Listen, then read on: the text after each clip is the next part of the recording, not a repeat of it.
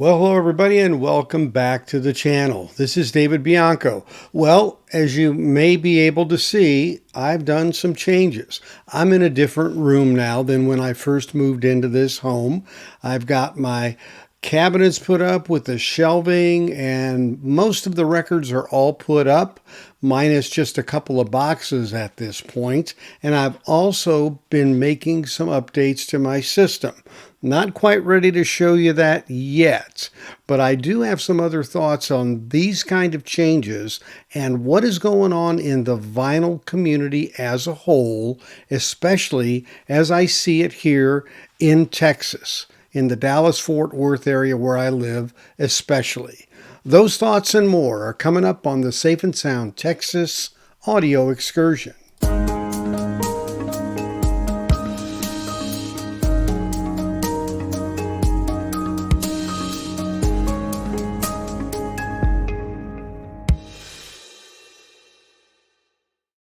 So after a few months in the new house and setting up a room, finally came to realize the size of the room, the shape of the room, and the acoustics of the room for me just really weren't working out well.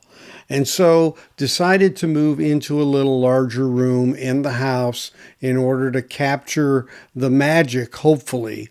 And as many of you may know, equipment is obviously part of the equation, but the room and the sound that's able to be made and any kind of sonics that you're trying to pick up on or avoid in the case of having areas where there's a lot of deflection of sound and you really aren't getting that full imagery that you need with the placement that you have. It takes a lot of tweaking. On top of that, I made a change in the speakers that I'm using now, and I'm glad I'm making this change because what it's going to allow me to do is have this new set of speakers for my stereo setup, and then I will have a separate quadraphonic setup that uses my existing 4 Polk Audio RTA 11TLs, and my new speakers are RTA 12s, which are a bigger speaker, a little different series, and definitely have a little fuller sound and some unique design that I'll show you. So what I'm going to be able to do in this room is also set up several of the amplification methods that I have available.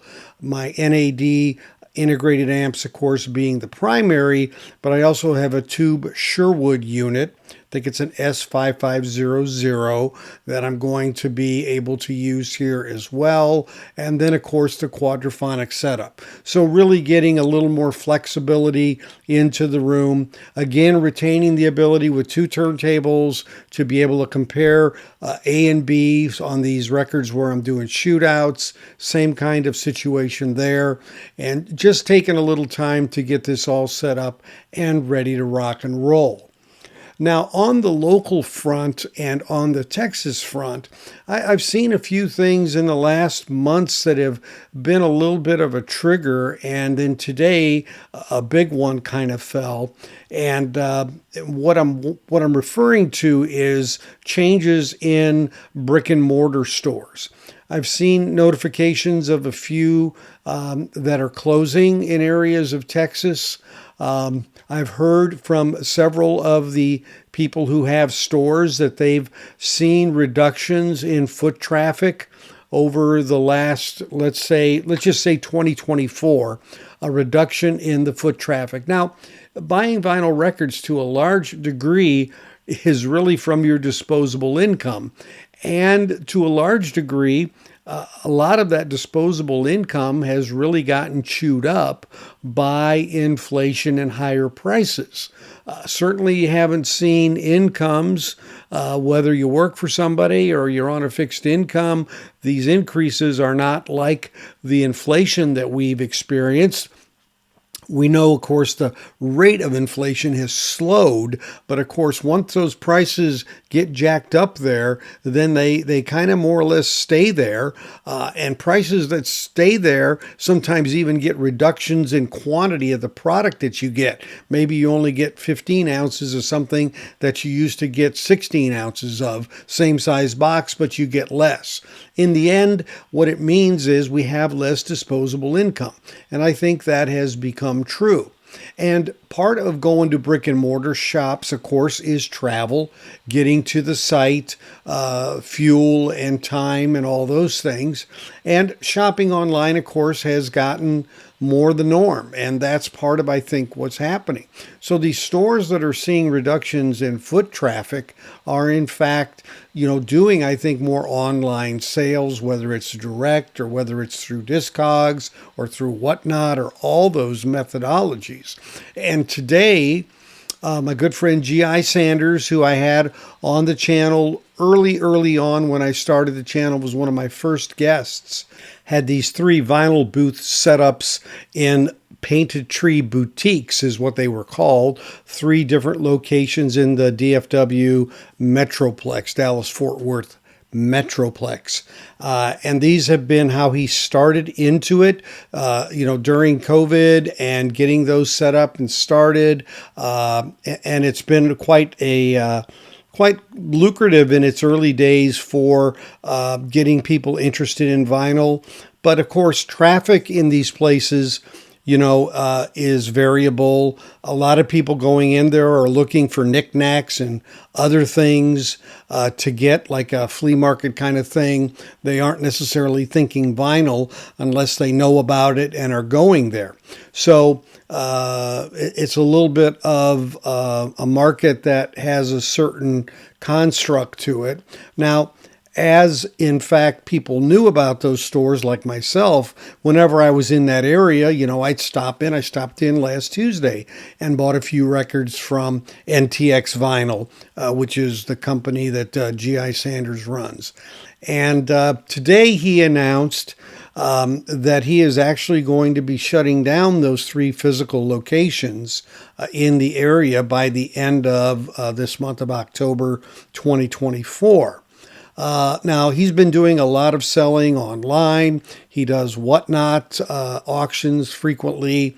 So, he has other ways to get his vinyl visible. And I think that's a more lucrative opportunity. Stocking those stores and keeping them fresh with records is something you have to do. So there's, effort that needs to be made as opposed to centralizing your storage and then selling out of it.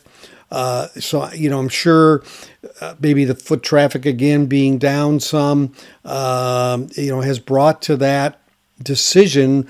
Difficult one though it is, and GI is doing other things as well, even has a local artist record label he's got going. So it's just a matter of, I think, the economies of scale, the economy of effort, the return on investment, the costs of leasing space, and the effort to keep it up to snuff relative to what's in there. People have asked me, why don't you open a record store? I mean, I see what it's like. I've worked with Armando at Vintage Mio Records in Waco. Great shop, great website as well, vintagemio.com. And the store is an effort in and of itself. It's almost like if you're a serious collector or really enjoy vinyl, you start working with it that much day after day after day. It kind of pulls the joy out of the hobby to me a little bit, and I don't really want to go there. That's not where my head's at. I certainly don't mind selling records. I've sold some to people. I do giveaways on my channel, but I'm also got a Whatnot page called Vinyl Forever, the number 4 ever, Vinyl Forever. Look me up, bookmark me. I'm going to be having some shows in the not too distant future. I already have a shop in there for, records that I have that are either sealed that I have duplicates of, or ones that I have duplicates of in my collection, which are more than I'd like to admit, and trying to be reasonable with those prices. And let's see what it does. Really, for me, it's a way to just try to trim down a bit. But these businesses, really have to think through how they work and what they do for basically keeping the business going. And so I know there's parts of the country that have a very high capabilities in terms of selling vinyl, in terms of multiple stores and very active and a lot of material coming in to sell. And, Dallas Fort Worth is, it's a little average in that regard. But even Josie Records, which is one of the bigger stores here in Dallas, they actually have a store north of Dallas in Plano, a smaller store. And now they're opening one smaller store south in Garland, Texas, which is literally not even a mile from where I used to live, ironically. And so, they're kind of, I say growing, they have basically that reputation, and they're a storefront, whereas these places GI have, of course, were a bit hidden within these big buildings that have, dozens and dozens of different booths, and he's, one of them. And I know the one I went to the other day in Frisco, it's as far back into the one side as you can go. And it's opposite the restrooms, unfortunately. At least if you're heading to the restroom, you'd see it. So I get that. But these storefronts like Josie, they apparently are growing enough and doing enough market research, I guess, on where people live and where they could be selling. Now, in the Garland area, there's another place called Good Records, which is really further south in Garland, closer to Dallas City, and they've been around a while as well. But they also have a storefront there, and when I go in there, they're not that active, honestly. So, how do you keep the lights on, I guess, is always the question. But as it relates to, online purchases, everybody's got that capability. So, the footprint for doing that cost-wise is really more related to the software that you use and any kind of fees that you're charged for a platform like a Whatnot that you have to pay as part of the transaction. So things are always dynamic and changing, but for this region, this area, this was kind of a big one.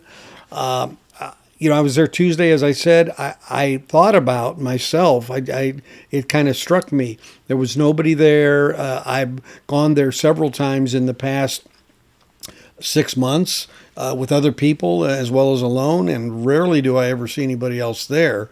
So again, it's a matter of cost-benefit analysis as it relates to that.